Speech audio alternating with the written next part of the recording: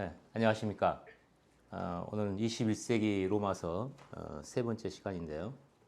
오늘은 그 로마서 1장 17절에 믿음으로 믿음에라는 내용을 주제로 좀 설명을 해보겠습니다. 로마서 1장 17절은 기독교 역사에 굉장히 유명한 구절이죠. 소위 그 이신칭의라고 하는 루터가 이 구절을 가지고 설명을 했기 때문에 그 이후로 성경을 보는 분들 중에 어떻게 보면 이제 가장 유명한 구절 중에 하나, 믿음으로 옳게 된다. 이런 내용을 이제 많이 이제 들으셨을 거고. 그런데 이 내용에 대해서 해석이 그 이후로 조금씩 달라졌어요.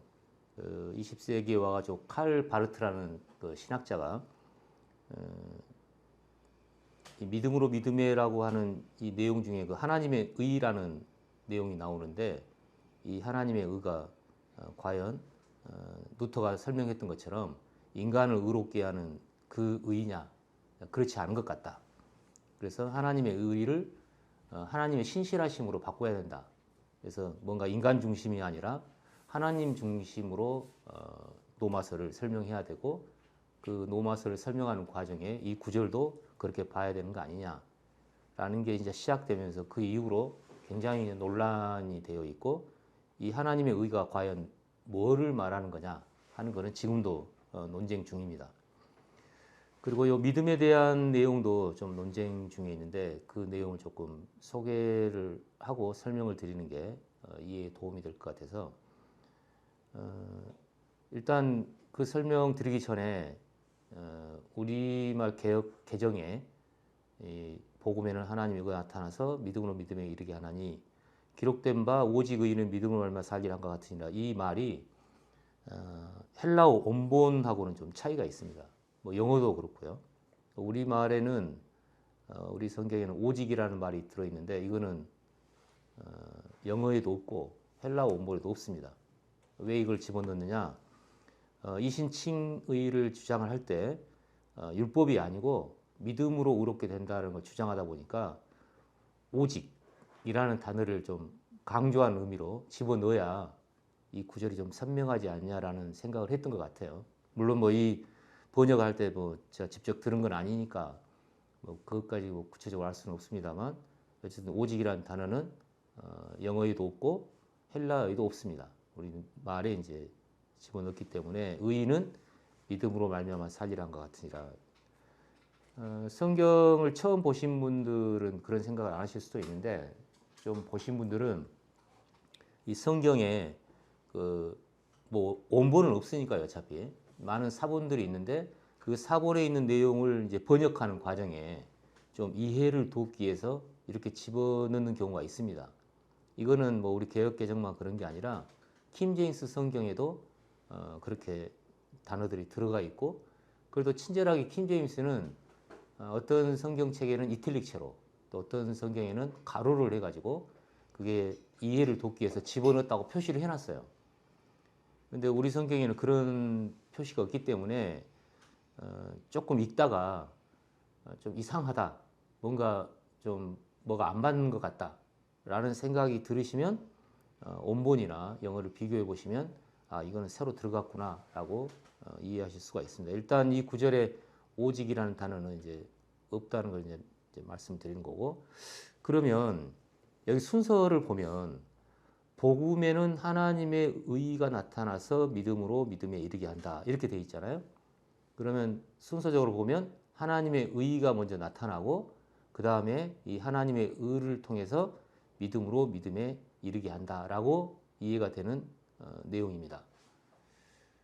그러면 이 로마서 1장 1절부터 17절까지가 로마서 전체 개요를 설명하면서 중요한 내용을 뽑아서 설명했는데, 그러면 이 내용이 로마서 본문에 이제 나와야 되기 때문에 그 본문하고 비교를 해보면 조금 이상한 점이 있습니다. 무슨 얘기냐면 믿음과 의를 설명하는 구절에, 특히 하나님의 의를 설명하는 대표적인 구절이 로마서 3장에 있습니다.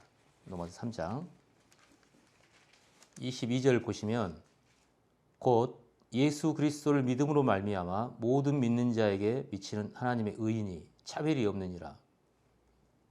뭐 그 말이 그 말 같긴 한데 여기는 순서가 바뀌어 있어요. 믿음이 먼저 나오고 믿음을 통해서 하나님의 의가 나타나는 걸로 이렇게 돼 있어요. 예. 왜냐하면 21절에 이제는 율법 외에 하나님의 한 의가 나타났다 해서 하나님의 의가 나타났다고 돼 있고 로마서 1장 17절에서도 하나님의 의가 나타났다고 돼 있는데 그 하나님의 의가 믿음과 관계해서 22절은 믿음으로 하나님의 의가 나타난 것처럼 그렇게 설명되어 있습니다. 그런데 로마서 1장은 하나님의 의가 나타나서 우리가 믿음으로 믿음에 간다 이렇게 돼 있어요. 그러면 이게 그냥 이해의 순서냐 아니면 좀 차이가 있는 거냐.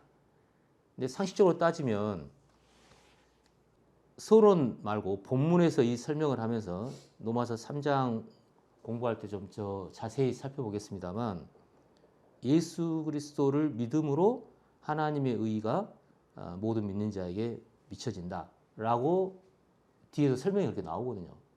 그렇기 때문에 순서상으로 보면 믿음이 먼저 있고 그 다음에 하나님의 의가 나타나는 게 순서상으로 맞습니다. 로마서 3장 기준으로 하면.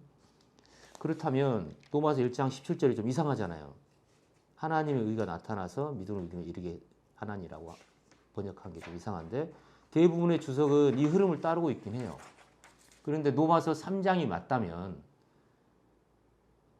의가 먼저 나타나고 믿음으로 간다는 게 순서가 안 맞게 되죠.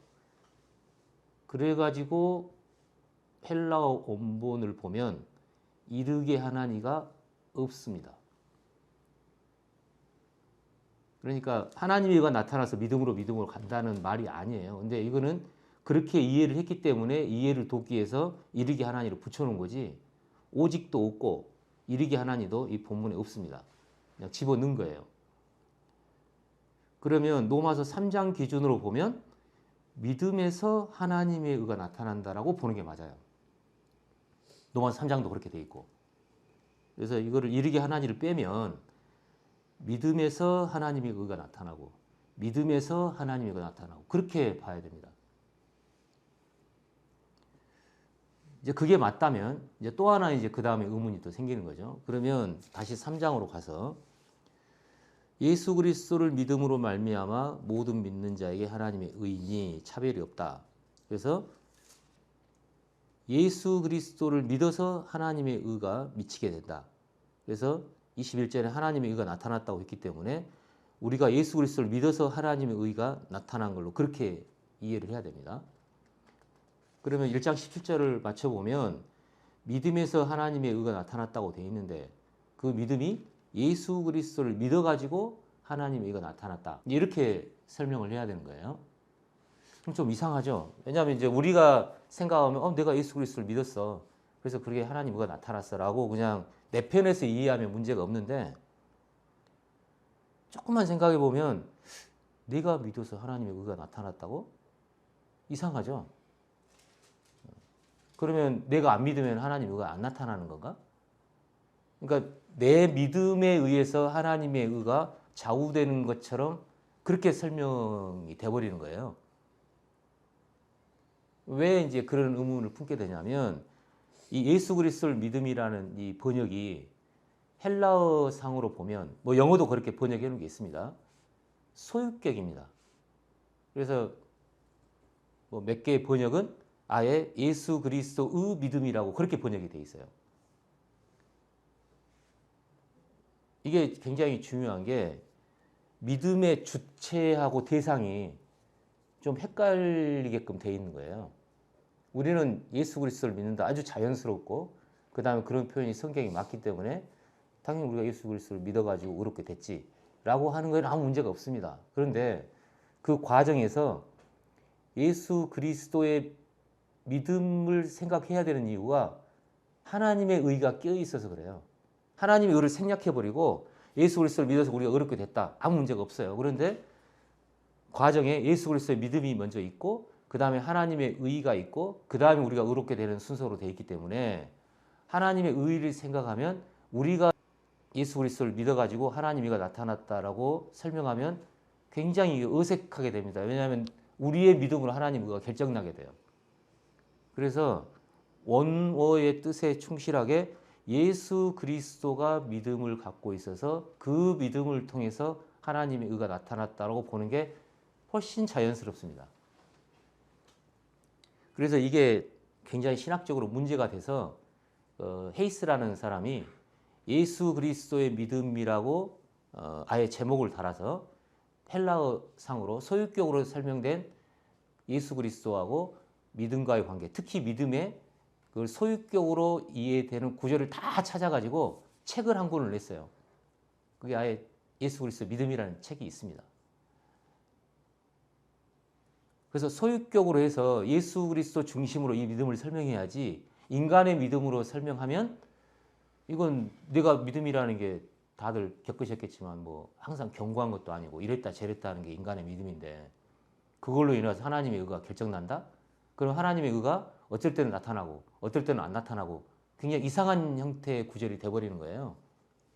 그래서 로마서 1장 17절과 3장에 있는 내용을 비춰보면 예수 그리스도가 믿음을 갖고 있고 그 믿음을 통해서 하나님의 의가 드러났고 그 하나님의 의를 통해서 우리가 의롭게 됐다라고 설명된 게 로마서 3장이기 때문에 그렇게 이해하는 게 굉장히 자연스럽습니다. 근데 이거를 뭐 지금 제가 이렇게 설명한다고 해서 다 그렇게 이해를 하셔야 된다는 뜻이 아니라 이건 한번 제기돼야 될 문제고 아직도 이건 논란 중입니다. 그래서 한번 다 각자 살펴보시고 어떻게 이 성경을 보는 게 좀 합리적이라는 표현은 조금 좀 어색합니다만 성경의 순서상으로 흐름상 맞는 이해냐 그건 한번 검토해 볼 필요가 있어서 이제 말씀드렸던 거고요. 이제 그런 관점으로 다시 1장 17절을 보면 복음에는 믿음으로 나타나는 하나님의 의가 있고 또 믿음에 나타나는 하나님의 의가 있다. 이제 이렇게 봐야 되는 거예요. 그러면 왜 믿음으로 믿음이라고 했느냐? 이게 현실적으로 좀 이해하기 좀 어려운 부분이 믿음이라는 단어 뉘앙스 때문에 그런 것 같아요. 이제 믿음이라는 거는 뭔가 부족한 사람이 뭔가 절대적인 대상을 믿는 거예요. 그래서 우리가 예수 그리스도를 믿는다. 하나님을 믿는다. 이런 표현이 자연스러워요. 그런데 예수 그리스도가 믿어? 예수 그리스도가 믿음을 갖고 있어? 그러면 예수 그리스도가 뭐가 약해서 믿었을까? 아, 그럼 하나님을 믿었나? 이런 식으로 생각하기 때문에 예수 그리스도의 믿음이라고 생각하는 게 자연스럽지가 않았던 거거든요. 그런데 그 믿음이 표현이 좀 그렇습니다만 좀 신념에 가까운 개념으로 이해하시면 좋겠어요. 그러니까 예수 그리스도가 믿음을 갖고 있었다는 개념은 예수 그리스도가 불안하고 사람의 몸을 입고 태어났기 때문에 힘들어서 하나님을 의지하고 믿었다. 이런 표현보다도 예수 그리스도가 강력한 신념, 강력한 믿음을 갖고 있어가지고 그 믿음의 내용을 통해서 하나님의 의가 드러났다. 이렇게 이해하는 게 훨씬 더 정확한 이해라고 볼 수 있습니다. 그러면 하나는 예수 그리스도 믿음이라고 쳐요. 그럼 또 하나 믿음은 뭐냐는 거예요. 근데 바이블에 예수 그리스도의 믿음에 대한 설명이 좀 많습니다만 만만치 않게 그리스도 예수 안에 있는 믿음이라는 구절이 여러 번 나옵니다. 대표적인 예를 하나 찾아보겠습니다. 갈라디아서 5장 6절인데요. 그리스도 예수 안에서는 할례나 무할례나 효력이 없으되 사랑으로 역사하는 믿음뿐이니라. 그러니까 그리스도 예수 안에 사랑으로 역사하는 믿음이 있다는 거예요. 그러니까 예수 그리스도가 가지고 있는 믿음도 있지만 그리스도 예수 안에 있는 믿음도 있어서 이 표현은 디모데전서나 성경에 몇 번 표현이 되어 있습니다. 그러니까 예수 그리스도가 갖고 있는 믿음도 있고 그리스도 예수 안에 있는 믿음, 사도행전에 내 안에 있는 믿음 그런 표현이 나와요. 물론 뭐 개역개정에는 뭐 그렇게 표현이 안 되어 있습니다만 영어나 헬라어 원본을 사본을 보면 그리스도 예수 안에 있는 그런 믿음의 표현이 성경에 되어 있습니다. 그러면 다시 로마서로 돌아가세요. 복음에는 하나님의 의가 나타나서 믿음으로 믿음에 이르게 한다니까 없으니까요. 그러면 예수 그리스도의 믿음으로 나타나는 하나님의 의, 그리스도 예수 안에 있는 믿음으로 나타나는 하나님의 의, 그 내용이에요. 그런 관점으로 보면, 그러면 그리스도 예수 안에 있는 믿음으로 하나님이가 나타나서 우리가 또 의롭게 되는 일이 뭐냐? 그건 일부 볼 수 있는 게 갈라디아서 방금 읽었습니다만 5장 5절 6절을 같이 읽어보겠습니다. 우리가 성령으로 믿음을 따라 의의 소망을 기다린다. 이거는 의가 이루어지지 않았어요. 의의 소망이에요. 그래서 그 믿음이 뭐냐? 그리스도 예수 안에는 할례나 무할례나 효력이 없을 때 사랑으로 역사하는 믿음뿐이니라. 그러니까 예수 그리스도의 믿음으로 하나님의 의가 나타나서 우리가 의롭게 되는 것은 개인적으로 예수님을 믿은 사람들은 다 이루어졌습니다. 그런데 그리스도 예수 안에 있는 믿음으로 그 믿음을 따라 성령으로 의롭게 되는 이 소망은 아직 안 이루어졌습니다. 소망이라고 되어 있어요. 그래서 이 부분에 대한 설명은 로마서 8장을 설명드릴 때 이제 자세히 설명하겠습니다만 뭐 이런 내용이 있다 정도만 오늘은 짚고요. 갑자기 예수 그리스도하고 그리스도 예수가 나오기 때문에 뭐 그게 뭐가 다르냐? 제 이름이 이정우인데요. 이정우나 정우이나 그게 그거지. 예수 그리스도와 그리스도 예수가 뭐가 다르냐? 그래서 전에 검색창이나 이제 거기서 이렇게 물어보면 뭐 이름이 뭐 같은 거고 같은 존재라는 게 일반적인 답이었는데요. 챗 GPT가 나오면서 답이 달라졌습니다. 다들 챗 GPT에다가 예수 그리스도하고 그리스도의 차이점이 뭐냐 이거 치면 예수 그리스도는 인성과 신성을 겸비한 우리가 알고 있는 예수 그리스도의 마리아에서 몸에 태어났는데 하나님이셨던 분이 성자 하나님이 육신의 몸을 입고 태어난 그게 예수 그리스도라는 설명은 다 공통적입니다.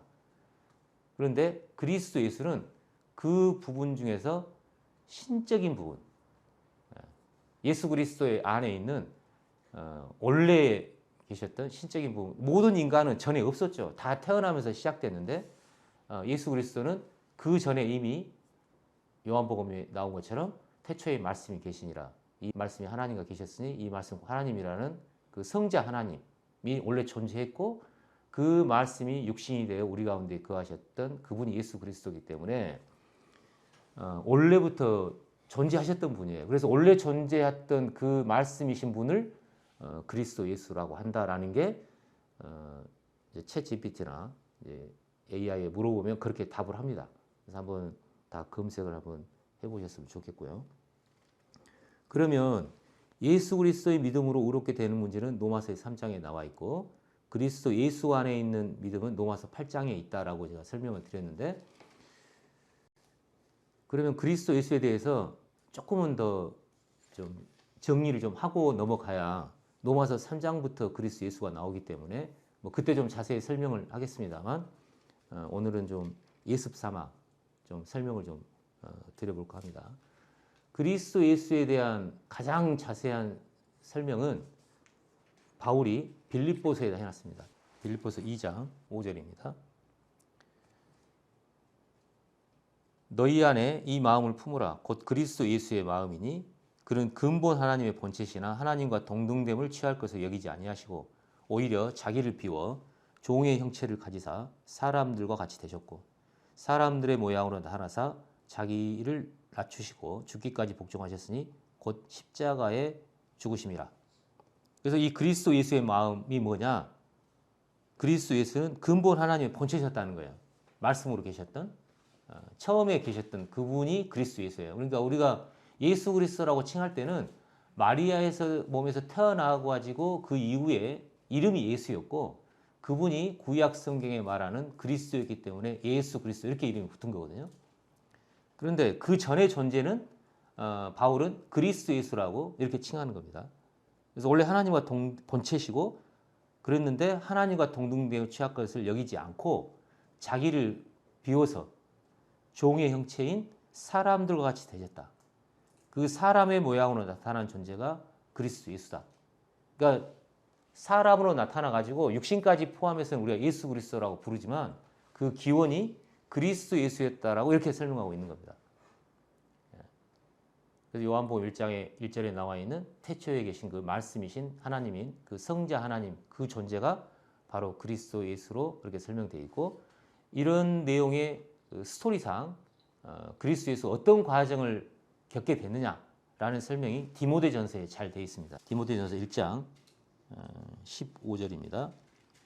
미쁘다 모든 사람이 받을 만한 이 말이여 그리스도 예수께서 죄인을 구원하시려고 세상에 임하셨다 하였도다. 죄인 중에 내가 계수니라. 그러니까 그리스도 예수가 죄인을 구원하실 세상에 임했다는 얘기는 원래 계셨던 분이기 때문에 임한 거죠. 갑자기 없다가 나타난 게 아니라 원래 계셨는데 이 세상에 임한 목적이 죄인을 구원하시려고 이 세상에 오셨다는 거예요. 그래서 그 나타난 상황을 뭐라고 설명하느냐? 2장 5절에 보면 하나님은 한 분이시요 또 하나님과 사람 사이에 중보자도 한 분이시니 사람이신 그리스도 예수라. 그러니까 우리는 사람 그러면 예수 그리스도를 생각하죠. 왜냐하면 그분이 육신의 몸을 입고 와가지고 그 존재를 예수 그리스도라고 한다고 하지만 그 안에 신성인 그리스도 예수가 있었던 거예요. 그래서 그 존재의 이제 이태의 상태는 사람이신 그리스도 예수죠. 마리아의 몸에서 태어나기 전에는 하나님으로서의 그리스도 예수였어요. 그런데 마리아의 몸 이후에 태어난 존재는 그리스도 예수입니다. 바로 이 그리스도 예수는 중보의 역할로 와서 죄인을 구원하기 위해서 왔다라는 게 디모데전서 설명입니다. 그러면 또 어떤 설명이 있느냐? 디모데전서 6장 13절요. 만물을 살게 하신 하나님 앞과 본디오 빌라도를 향하여 선한 증언을 하신 그리스도 예수 앞에서 내가 너를 명하노니. 그래서 빌라도 앞에 섰던 예수 그리스도인데 그걸 왜 그리스도 예수라고 표현했느냐? 그 안에 그리스도 예수가 있었기 때문에 빌라도를 향하여 선한 증언을 하신 그리스도 예수라고 이렇게 돼 있어요. 그래서 이분이 빌라도에게 정죄함을 받고 물론 뭐 죄가 없다고 빌라도는 얘기했지만 어쨌든 십자가에 못 박히게끔 내어줬죠. 그래서 돌아가셨어요. 그래서 어떻게 됐느냐? 몸은 무덤에 갔고 영은 음부에 갔습니다. 그거는 이제 첫 시간에 좀 설명을 드렸는데요. 그래서 로마서 1장 3절 4절에 보면 그의 아들에 관하여는 말하면 육신으로는 다윗의 혈통이 나셨고 성결의 영으로는 죽은 자들 가운데서 부활하사 능력으로 하나님 아들로 선포되셨으니 곧 우리 주 예수 그리스도시니라. 그래서 예수 그리스도라고 하면 그 육신과 그 다음에 이 영이 부활해가지고 합쳐진 존재가 예수 그리스도죠. 그런데 여기 영으로 죽은 자들 가운데 부활하사 능력으로 하나님 아들로 선포됐다. 이 부분은 예수님의 신성을 설명하는 거다라고 하는 것은 대부분의 주석이 동의하는 바예요. 그래서 이 신성에 관한 그 부분이 육신 빼고 영이라고 하는 그 부분이 음부에 갔던 겁니다. 그래서 여기는 영으로 표현되어 있는 거고 영혼이라고 표현된 부분은 사도행전에 나오죠. 사도행전 2장 27절입니다.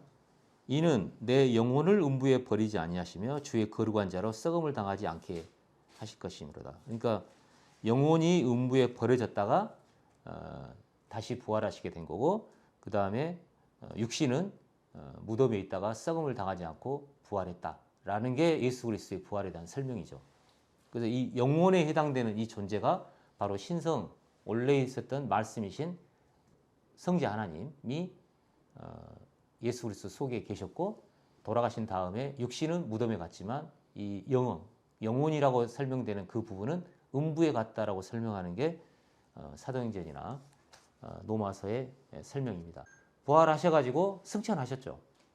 그래서 지금 있는 상태를 설명한 게 로마서 8장에 나옵니다. 로마서 8장 34절요. 누가 정죄하리요? 죽으실 뿐 아니라 다시 살아나신 이는 그리스도 예수시니 그는 하나님 우편에 계신 자요 우리를 위하여 간구하신 자시나.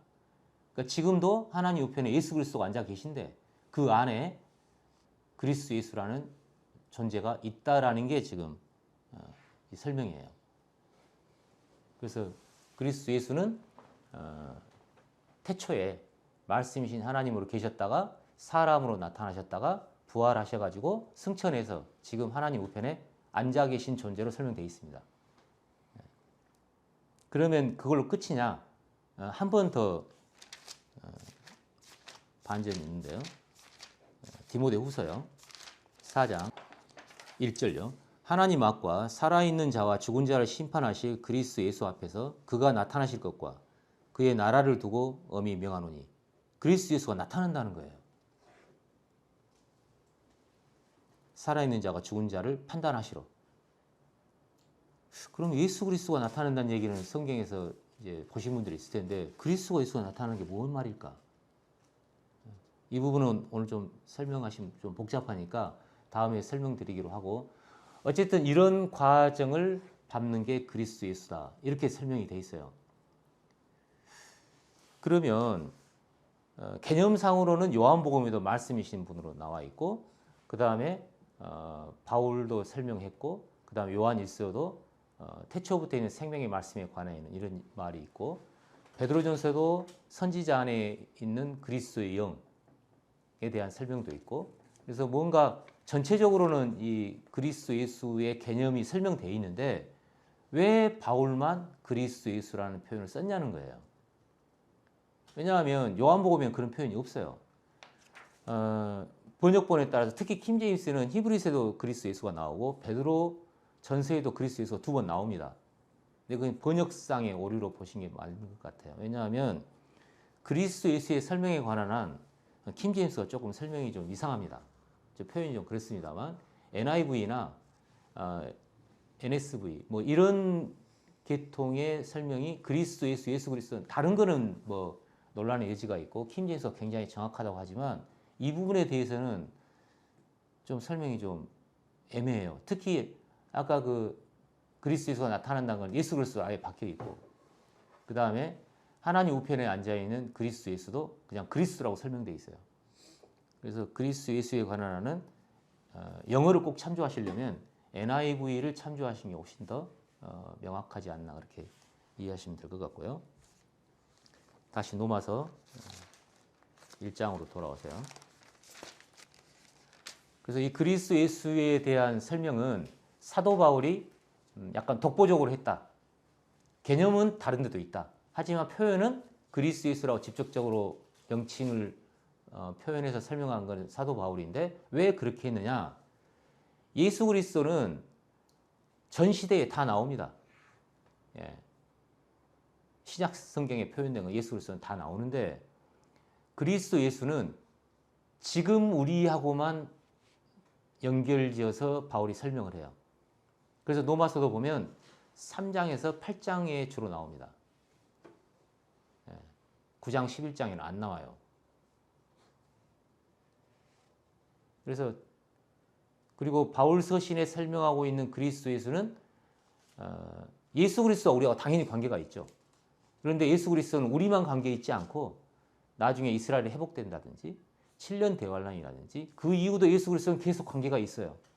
그런데 그리스도 예수라고 표현했을 때는 이스라엘의 회복이나 그런 시대에 대해서는 언급이 없고 지금 현재 우리하고 관계가 직접적으로 되어 있는 부분만 바울이 그리스도 예수로 설명합니다.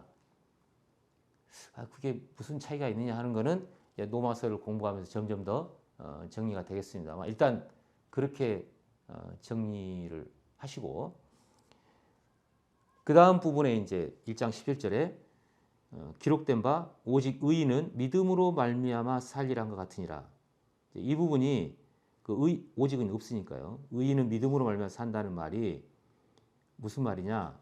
그래서 로마서 1장 17절에 루터가 주석을 쓰고 할 때는 우리가 믿어서가 강조했어요. 왜냐하면 그럴 수밖에 없었던 게 그 카톨릭을 대항해서 종교 개혁이 일어났기 때문에 어떤 조직체, 어떤 그런 면에 대해서 개인의 신앙을 강조하기 위해서, 그 다음에 어떤 조직이나 그런 게 아니라 내가 믿는 그 믿음으로 의롭게 된다는 걸 강조했기 때문에 오직이라는 단어도 들어갔고, 그 다음에 내가 믿는 믿음을 강조를 했어요. 그리고 복음서에는 믿음의 주체가 다 사람입니다. 그런데 방금 제가 설명드렸던 내용은 그 믿음으로 믿음에는 예수 그리스도가 소유한 믿음, 또 그리스도 예수 안에 있는 믿음으로 설명드렸어요. 그러면 로마서 1장 17절에 사람의 믿음은 포함이 안 돼 있느냐? 의인은 믿음으로 말만 산다는 내용이 예수 그리스도가 믿음을 갖고 있었고 그리스도 예수 안에 믿음이 있는데 그거를 우리가 믿는 거예요. 그게 로마서 3장 설명이에요.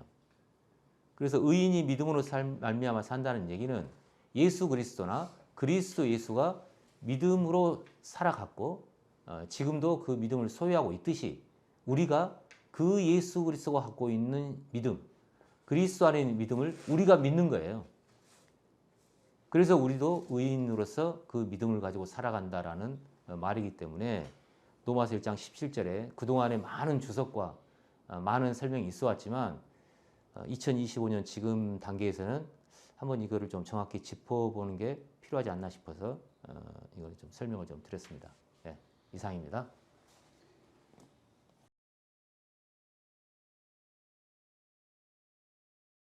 왜냐하면 현재 우리라고 하는 이 한몸 그리스도에 해당되는 이 존재하고 이게 완성돼서 올라간 다음에도 하나님의 아들들이 존재하고 그 다음에 예수 그리스도를 믿는 사람들이 존재한단 말이에요. 그러면 그 사람하고 우리하고 앞으로 이루어질 일에 대해서 너무 설명이 다른 거예요. 그럴 때 그리스도 예수라는 말을 써가지고 바울이 설명하는 경우가 많아요. 예수 그리스도 우리 주님이고 그리스도 예수도 우리 주님인데 우리가 없어진 다음에 그 존재들은 그리스도 예수를 주님이라고 하지 않아요. 예수 그리스도만 주님이라고 그래요. 그러니까 예수 그리스도를 주님으로 말하는 사람들은 다 좀 표현이 그래서 보명이에요. 보명. 예수 그리스도는 우리만 예수 그리스도 독보적인 우리가 소유하는 거야. 이런 개념이 아니에요. 예수 그리스도는 천년왕국에도 예수 그리스도가 있어요. 우리는 없지만. 그런데 그리스도 예수라고 설명된 개념은 그때 없어요. 예수 그리스도 존재는 없어지지 않아요. 우리랑 계속 관계 있어요. 예수 그리스도는. 예를 들어서 로마서의 구조를 보면 5장에 예수 그리스도에 대한 설명이 나와요. 그 예수 그리스도에 대한 설명은 우리도 해당이 되지만 우리가 없어진 다음에 사람도 그거가 그대로 적용돼요. 근데 로마서 6장부터 시작해가지고 8장까지 나와 있는 그리스도 예수에 대한 부분은 우리한테만 해당돼요. 그렇기 때문에 예수 그리스도, 그리스도 예수가 동일한 위치에 있고 그 안에 있는 신적인 존재지만 그거를 설명할 때 바울은 그리스도 예수라고 지칭을 해가지고 그 예수 그리스도 안에 있는 그 신적인 부분하고 우리가 관계 있다라고 그렇게 설명을 한 거예요. 그래서 로마서를 보면은 이렇게 예수 그리스도가 설명되고 있고 이렇게 그리스도 예수가 설명되어 있구나라는 게 이해가 돼요. 근데 오늘 뭐 다 그걸 설명하기 뭐하니까 일단은 두 개 이제 구분을 해놓고 그리스도 예수라는 존재는 이렇게 현실적으로 존재하고 예수 그리스도 안에 신적인 존재로 존재한다. 지금도 하나님 우편에 앉아 계신다. 예수 그리스도 안에. 바울 외에는 그거 설명도 안 했고 뭐 존재를 알았을지라도 용어를 쓰지를 않아요. 그러니까 그리스도 예수라는 용어는 바울만 사용해요. 이를테면 요한복음에는 태초에 말씀이 계시냐 그분이 아들 하나님이라고 하기 때문에 그게 그리스도 예수를 설명하긴 하지만 그리스도 예수라는 용어를 쓰지를 않아요.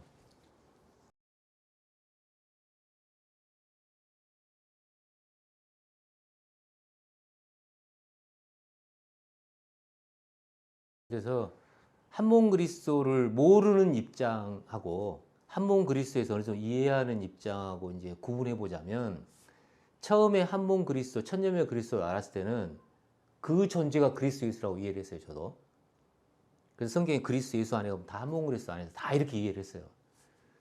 근데 좀 보다 보니까 한몸 그리스도는 우리하고 그리스도가 이렇게 하나가 된 그 개념인데 갑자기 너희 속에 그리스도가 이제 언급이 되니까 그러면 그 그리스도는 한몸 그리스도하고 다른 개념이잖아요. 용어 자체가. 한몸 그리스도는 우리 속에 있는 게 아니잖아요. 우리가 한몸 그리스도 안에 있는 개념이지. 그래서 우리 안에 있는 그리스도를 너희 속에 그리스도라고 한단 말이에요. 그러니까 너희 속에 그리스도라는 용어하고 한몸 그리스도라는 용어는 포함 관계로 따지면 한몸 그리스도가 큰 개념이고 너희 속에 그리스도가 그 안에 있는 개념이죠. 굳이 그리스도를 따지자면. 그래서 너희 속에 그리스도를 이해한 다음부터는 그리스도 예수가 한몸 그리스도가 아니고 그 속에 있는 그리스도를 그리스도 예수라 하는구나 라고 이해를 했어요. 그리고 이제 요한복음 공부하면 쭉 보니까 너희 속에 그리스도라는 말은 세 군데가 나오는데 요 속사랑 그리스도 표현이 되어 있는데 그리스도 예수라는 용례를 보니까 우리 속에 있다는 구절이 한 구절도 없는 거예요. 그래서 아까 말한 빌라도 얘기나 뭐 이렇게 맞춰보니까 아 이거는 예수 그리스도 속에만 존재하는 존재를 그리스도 예수라고 하는구나. 그러니까 우리하고 해부학적으로 따지면 별도 존재인 거죠. 그리스도 예수는. 처음에 이 한 몸 그리스도가 그리스도 예수라고 얘기했다가 또 속사람 그리스도가 그리스도 예수라고 얘기했다가 지금은 최종적으로는 그리스도 예수는 요한복음을 봐도 그렇고 바울의 설명을 봐도 그렇고 원래 계셨던 분이고 예수 그리스도 속에 계셨고 지금도 예수 그리스도 속에 계시고 물리적으로 우리랑 구분된 존재라는 게 정리가 된 거죠. 그리스도라는 단어는 예수 그리스도를 의미할 때도 있고 그리스도 예수를 의미할 때도 있고 그 다음에 뭐 너희 속에 그리스도를 의미할 때도 있고 한 몸 그리스도를 의미할 수 있기 때문에 그리스도라는 용어는 다 이제 쓸 수 있기 때문에 그게 무슨 의미인지는 좀 굉장히 좀 복잡한 문제이긴 한데요. 예수 그리스도와 그리스도 예수를 구분할 때는 이 그리스도 예수가 부활한 이유만 그리스도 예수라고 뭐 그렇게 설명하는 부분도 있는 것 같아요. 뭐 이제 주석이나 뭐 이런 거에는. 그런데 빌라도 앞에 서 있는 존재를 그리스도 예수라고 했기 때문에 그건 말이 안 되죠. 돌아가시기 전에도 돌아가신 이후에 빌라도 앞에 쓴 적이 없잖아요. 그러니까 돌아가시기 전에도 그리스도 예수라고 불렀고 그 전에 그리스도 예수라고 한 거는 뭐 흐름상 그러니까 항상 예수 그리스도의 속에 존재했던 거죠. 탄생 이후로도. 중보자로 나타난 분을 사람이신 그리스도 예수라고 했기 때문에 그러니까 그 여정을 가장 잘 설명하는 게 디모데전서하고 후서예요. 예. 이제 바울이 굳이 구분한 이유는 예수 그리스도라는 존재는 우리가 이 땅에 없어진 이후에도 나머지 믿는 사람들은 예수 그리스도와 관계를 맺고 살아요. 우리는 당연히 예수 그리스도와 관계가 있고 그러니까 예수 그리스도라는 그 존재 자체는 우리하고만 해당되지 않아요. 다른 데도 다 설명이 돼요. 그런데 유독 우리한테 설명을 할 때 바울이 그리스도 예수라는 표현을 쓰는 거예요. 2000년 전부터 시작해가지고 지금까지 그 사람들에 대한 설명을 그리스도 예수하고의 관계를 설명하는 거죠. 그러니까 그리스도 예수 안에서 어쩌고 저쩌고 한 거는 우리 시대의 사람이라는 거예요. 지금. 그리고 구약에 있는 사람들도 그 베드로전서에 보면은 자기 속에 계신 그리스도의 영 보면은 그게 그리스도 예수 개념이거든요. 개념상으로는. 그런데 그 그리스도 영하고 그 구약 선지자하고 아무 관계가 없어요. 베드로전서에 그 얘기가 자기에 해당되지 않는다고 밝혀요.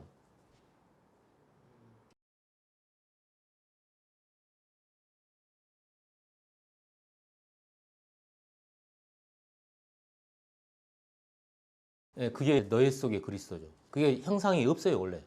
그거는 오는 게 아니라 너희 속의 그리스도는 우리 안에 있어요, 지금. 그러니까 우리 안에 그리스도가 있는데 그 그리스도가 형성된다는 거예요. 로마서 8장 10절에 너희 안에 그리스도가 계시면 그게 그 말이에요. 지금 있죠. 그 그리스도가 자라고 있죠. 그래서 그 새 사람이라고 하는 그 그리스도 안에 그 그리스도가 형성된다는 개념이거든요. 어쨌든 1장 17절에 그 요 믿음이 사람이 주체가 아니고 예수 그리스도하고 그리스도 예수가 주체라는 개념이고 그걸 통해서 하나님의 의가 나타나 가지고 그 하나님의 의로운 방법으로 우리가 의롭게 된다는 로마서 순서이기 때문에 대부분은 그냥 예수 그리스도가 믿음의 대상으로만 생각하지 예수 그리스도의 믿음으로 어떤 일이 일어나는가가 갈라디아서 자세히 설명되어 있는데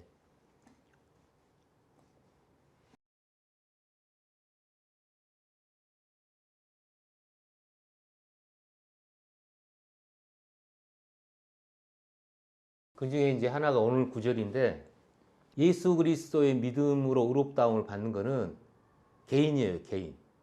사람. 그 다음에 그리스도 예수 안에 있는 믿음으로 의롭게 되는 것은 개인이 그렇게 되기도 하지만 그 한 몸 그리스도에 속한 전체가 의롭게 되는 것을 설명하려고 그리스도 예수 안에 있는 믿음을 설명해 가고 있어요. 그래서 갈라디아서 2장 16절을 보면 사람이 의롭게 되는 것은 율법의 행위로 말미암음이 아니요 오직 예수 그리스도의 믿음으로 말미암은 줄 아므로. 그래서 예수 그리스도의 믿음으로 사람이 의롭게 되는 거예요. 그래서 우리도 그리스도 예수를 믿는다. 이는 우리가 율법의 행위로서가 아니라 그리스도의 믿음으로써 의롭다함을 얻으려 함이라. 이거는 아직 안 이루어졌어요. 앞으로 얻을 거예요. 그래서 예수 그리스도의 믿음으로 의롭게 되는 개인 사람하고 우리가 그리스도의 믿음으로 의롭게 되는 거 구분하고 있어요. 그래서 앞에 예수 그리스도의 믿음으로 의롭게 되는 건 로마서 3장에 설명이 나오고 그리스도 예수 안에 있는 아까 그 믿음으로 의롭게 되는 걸 로마서 8장에 나와요. 그래서 아까 믿음으로 믿음에가 예수 그리스도의 믿음하고 그리스도 예수 안에 있는 믿음으로 구분해야 그 하나님의 의가 나타나 가지고 그 하나님의 의로 우리가 의롭게 된다라는 설명이 로마서의 그 핵심 내용이기 때문에 그 두 개를 구분하지 않고 보면 이 말이 이 말고 저 말은 저 말 갖고 해서 막 혼동해서 써요. 현재는 내가 믿는 거는 맞는데 그 믿음이 그냥 아무것도 없이 내가 무턱대고 믿는 게 아니라 예수 그리스도의 믿음으로 나타난 하나님의 의를 통해서 우리가 그거를 믿는 거라고. 그러니까 예수 그리스도의 신념을 우리가 믿는 거하고 같죠. 결론은. 그게 이제 로마서 3장에 자세히 설명되어 있으니까 그때 이제 좀 정리가 될 것 같아요.